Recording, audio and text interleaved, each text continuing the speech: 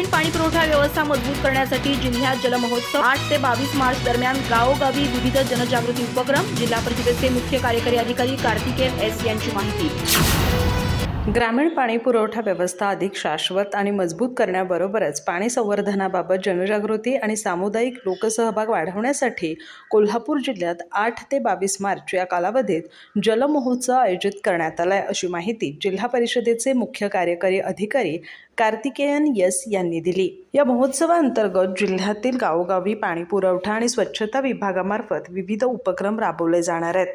पाण्याच्या संवर्धनासाठी स्थानिक परंपरांचा उपयोग करण्यावर भर देण्यात येणार असून पिण्याच्या पाण्याला सांस्कृतिक आणि सामाजिक प्राधान्य देणं, राज्य ते गावस्तरापर्यंत विविध विभागांमध्ये समन्वय साधणं, पाण्याची गुणवत्ता, सौर ऊर्जा तसंच देखभाल दुरुस्तीसाठी दीर्घकालीन आराखडा तयार करणं या बाबींवर विशेष लक्ष दिलं जाणार आहे।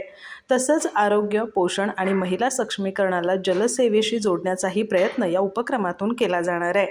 गावस्तरावर लोकसहभागातून जलमहोत्सव साजरा केला जाणार असून पाणी तपासणीसाठी महिलांना प्रोत्साहन देणं, फील्ड टेस्टिंग किटच्या साहाय्यानं पाण्याची गुणवत्ता तपासणी करणं तसंच युवकांचा जलसंवर्धनासाठी सहभाग वाढवणं अशा उपक्रमांचं आयोजन केलं जाणार आहे। यासोबतच जिल्ह्यातील शाळांमध्ये जलसंवर्धन विषयक विविध स्पर्धाही घेण्यात येणार आहेत।